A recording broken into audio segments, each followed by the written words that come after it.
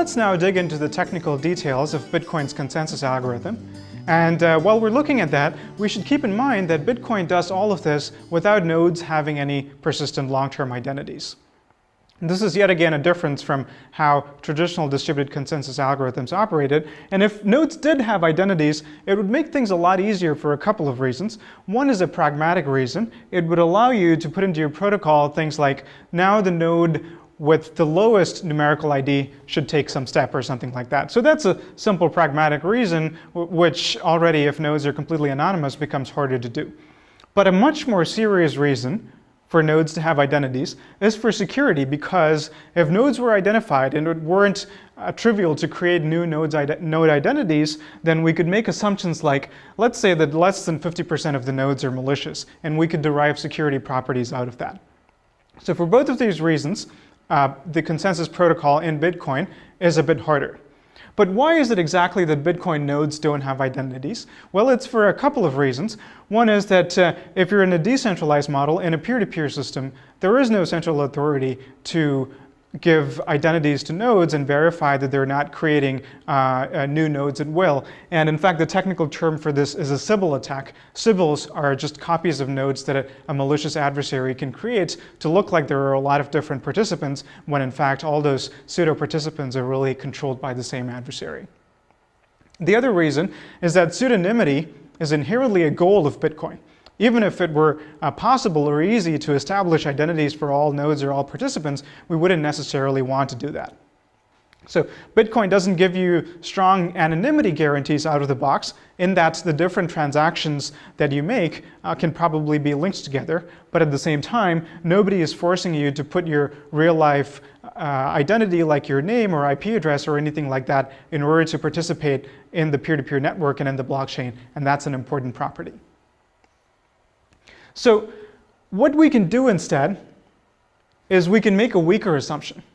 And I kind of want you to take a leap of faith with me here, that this weaker assumption is something that is going to be feasible. And I'm going to make this assumption here and later show you how this is actually accomplished. And what this weaker assumption is that we're going to assume that there is some ability somehow to pick a random node in the system. And a good motivating analogy for this is a lottery or a raffle or any number of real-life systems where tracking and verifying people and giving them identities and verifying those identities is pretty hard. And so what we do in those contexts is we might give them tokens or tickets or something of that sort, and that then enables us to later pick a random token ID and call upon that person. So we're going to do something similar with respect to these Bitcoin nodes and further assume for the moment that this token generation and distribution algorithm has enough smarts so that if the adversary is going to try to create a lot of Sybil nodes, together all of those Sybils just get one token, so the adversary is not able to multiply his power that way. So let's make this assumption for now, and let's see what becomes possible if we make this assumption. Here's the key idea. What becomes possible under this assumption of random node selection is something called implicit consensus. So what is implicit consensus? In each round, and there are going to be multiple rounds, each round corresponding to a different block in the blockchain. In each round, a random node is somehow selected, magically for the moment, and this node gets to propose the next block in the chain. There is no consensus algorithm, there is no voting. This node simply unilaterally proposes what the next block in the blockchain is going to be. But what if that node is malicious? Well, there is a process for this, but it is an implicit one. Other nodes will implicitly accept or reject that block. And how will they do that? If they accept that block, they will signal that acceptance by extending the blockchain starting from that block, or if they reject that block, they will extend the chain by ignoring that block and starting from whatever was the previous latest block in the blockchain. And technically, how is that implemented? Recall that each block contains a hash of the block that it extends, and this is the technical mechanism that allows nodes to signal which block it is that they're extending. So given this is what the overall consensus algorithm in Bitcoin is going to look like. Now, this is a little bit simplified, and the reason it's simplified is, again, that I'm assuming sort of this magic random node selection process. But except for that simplification, this is pretty close to how Bitcoin actually works. So whenever Alice wants to pay Bob, she will create a transaction, and she will broadcast it to all of the nodes. And any one of these nodes is constantly listening to the network and collecting a list of outstanding transactions that have not yet made it into the blockchain. At some point, one of these nodes is going to be randomly called upon to propose the next block. It's going to round up all of the outstanding transactions that it's heard about and propose that block. Now, presumably that node was honest, but it could also be a malicious node or a faulty node and propose a block that contains some invalid transactions. Invalid transactions are those that don't have the right crypto signature or where the transaction is already spent. In other words, an attempt to double spend. So if that happens, other nodes are going to signal their acceptance or rejection of the block, as we saw on the last slide, by either including the hash of this latest block in their next block, or ignoring this block and including the hash of whatever was the previous block that they considered to be valid. Right. So now let's try to understand why this consensus algorithm works. And the way I like to understand this is, instead of asking why this works, let's try to ask, how can a malicious adversary try to subvert this process? So let's look at that for a second. So here we have a couple of blocks in the blockchain. Assume that this extends to the left a long way back, all the way to what is called the genesis block. But here I'm only showing you a couple of blocks in the blockchain. And that pointer that you see over there is a block referring to what is the previous block that it extends by including a hash of that previous block within its own contents. So a malicious attacker, let's call her Alice. What might she try to do? Can she simply steal bitcoins belonging to another user at a different address that she doesn't control? Now, even if it is now Alice's turn to propose the next block in this chain, she cannot steal other users' bitcoins. Why? Because she cannot forge their signatures. So as long as the underlying crypto is solid, she's not able to simply steal bitcoins.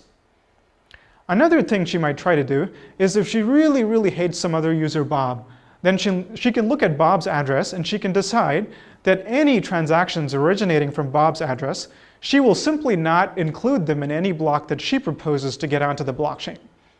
In other words, she's denying service to Bob. So this is a valid attack that she can try to mount. But luckily, it's nothing more than a little annoyance, because if Bob's block doesn't make it into the next block that Alice proposes, he will just wait another block until an honest node gets the chance to propose a block, and then his transaction will get into that block. So that's not really a good attack either. So the only one that we're really left with for what a malicious node can try to do here is called a double spending attack. So how might a double spending attack work? To understand that, let's assume that Alice is a customer of some online merchant or a website run by Bob, who provides some online service in exchange for payment in bitcoins. Let's say he allows the download of some software. So here's how a double spending attack might work. Alice goes to Bob's website and decides to buy this item, pays for it with bitcoins, and what that means in technical terms is that she's going to create a Bitcoin transaction from her address to Bob's address. She broadcasts it to the network, and let's say that some honest node creates the next block, listens to this transaction, and includes it in that block. So what is going on here? So there is this block that was created by an honest node that contains a transaction that represents a payment from Alice to the merchant Bob. By C subscript A, I mean a coin belonging to Alice, and that is now being sent to Bob's address. Let's zoom into this in a little bit more technical detail. A transaction, as we saw earlier, is a data structure that contains Alice's signature here and an instruction to pay to Bob's public key, and also a hash. What is this hash? This hash represents a pointer to the transaction where Alice in fact received that coin from somebody else, and that must be a pointer to a transaction that was included in some previous block in the consensus chain. So visually it's going to look something like this.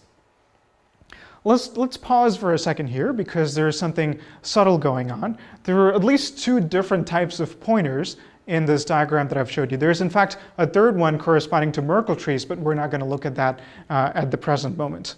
But these two types of pointers that I refer to are blocks that include a hash of the previous block that they're extending, and transactions that include a pointer to whatever the previous transaction where the coin came from. Right, so this is the situation, and this block was now generated by an honest node, And now let's assume that the next time a random node is called, that node is a malicious node controlled by Alice. Right? So this is the blockchain as it stands right now. Bob has already looked at this blockchain, decided that Alice has paid him, and has allowed Alice to download the software or whatever it is that she was buying on his website. Right. So as far as Bob is concerned, he's satisfied, the transaction is completed. Alice has now received her goods in exchange for the payment. Now what might happen is if Alice now gets to propose the next block, she could propose a block that looks like this. Ignores altogether this valid block over here, and instead contains a pointer to the previous block. And furthermore, it's going to contain a transaction that contains a transfer of coins, of Alice's coins, to another address, A prime, that's also controlled by Alice. So this is a classic double spend pattern. What is going on here is Alice now creates a new transaction that transfers that coin instead of to Bob's address to another address owned by her. And visually it's going to look like this. This is a completely different transaction, also with a hash pointer going back to the same transaction referred to earlier. Right? So this is what an attempt at a double spend looked like. And how do we know if this double spend attempt is going to succeed or not? Well, that depends on whether this green transaction here or this red transaction is going to ultimately end up in the long-term consensus chain. So what determines that? That is determined by the fact that honest nodes are always following the policy of extending the longest valid branch. So now, which of these is the longest valid branch? You might look at this and say, aha, the first one is the longest valid branch, not the second one, because it's a double spend attempt. But here's a very subtle point that I want you to appreciate. From sort of a moral point of view, this transaction in green and the transaction in red might look very different because based on the explanation that I've given you, the first one is an attempt by Alice to pay Bob, whereas the second one is an attempt by Alice to defraud Bob and pay coins back to herself. But from a technological point of view, these two transactions are completely identical. The nodes that are looking at this really have no way to tell which one is the legitimate transaction. I'm putting legitimate in air quotes because it's a moral judgment that we apply to it. It's not a technical distinction. Versus which one is the attempted double spend. It could easily be the other way around. Now, nodes often follow a heuristic of extending the block that they first heard about on the peer-to-peer network, but it's not a solid rule, and in any case, because of network latency, that could easily be the other way around. So now there is at least some chance that the next node that gets to propose a block will extend this block instead of this one. Or it could be that even if it's an honest node, Alice could try to bribe that node or try to subvert the process in a variety of ways.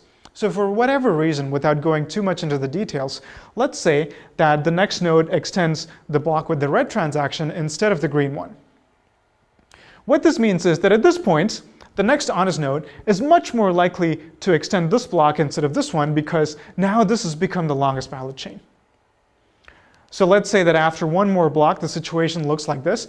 Now it's starting to look pretty likely that this double spend has succeeded. In fact, what might happen is that this ends up the long-term consensus chain, and this block gets completely ignored by the network, and this is now called an orphan block, and this is an example of a successful double spend. So now let's look at this whole situation from Bob the merchant's point of view. And understanding how Bob can protect himself from this double spending attack is really going to be a key part of understanding Bitcoin security. So let's look at what happened here again. We have a couple of blocks in the blockchain. And at this point, Alice broadcasts a transaction that represents her payment to Bob. And so Bob is going to hear about it on the peer-to-peer network right here, even before the next block gets created. And so Bob can do something even more foolhardy than what he did in the previous slide, which is that as soon as he hears about the transaction on the peer-to-peer network, he can complete the transaction on the website and allow Alice to download whatever she's downloading. That's called a zero confirmation transaction. Or he could wait until the transaction gets one confirmation in the blockchain, which means that at least some node has created a block and has proposed this transaction, and that has gone into the blockchain. But as we saw earlier, even after one confirmation, there could be an attempt at a double spend. So let's say that this actually happens. if, as in the previous slide, the double spend attempt succeeds, what Bob should do is to realize that the block that he thought represented Alice paying him has now been orphaned, and so he should abandon the transaction. Instead, if it so happens that despite this double spend attempt, the next block that's generated turns out to extend the block that he's interested in. Now he sees that his transaction has 2 confirmations in the blockchain. Now he gets a little bit more confidence that his transaction is going to end up on the long-term consensus chain.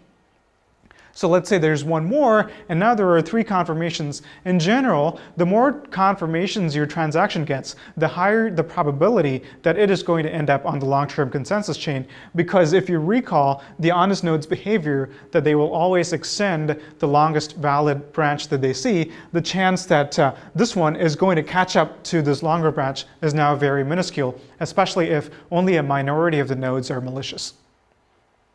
Right? Because typically, the only reason that this double spend attempt block would be extended at this point is if the next node to be picked randomly was a malicious node, and then you'd need another malicious node and then another for the shorter branch to then become the longer branch. In general, the double spend probability decreases exponentially with the number of confirmations. So if the transaction you're interested in has received k confirmations, then the probability that this other transaction is going to end up on the long-term consensus chain goes down exponentially as a function of k. And the most common heuristic that's used in the Bitcoin ecosystem is that you wait for 6 confirmations. There is nothing really special about the number 6. It's just a good trade-off between the amount of time you have to wait and your guarantee that the transaction you're interested in ends up on the consensus blockchain. So let's recap what we saw here. Protection against invalid transactions, that is, protection against a malicious node simply making up a transaction to steal someone's bitcoins, is entirely cryptographic, but it is enforced by consensus, which means that if a node does attempt that, then the only reason that that transaction won't end up in the long-term consensus chain is because a majority of the nodes are honest and will treat that transaction as invalid. On the other hand, protection against double spending is purely by consensus. Cryptography has nothing to say about this, and true transactions that represent a double spending attempt kind of look identical from the perspective of signatures and so on, but it's the consensus that determines which one will end up on the long-term consensus chain.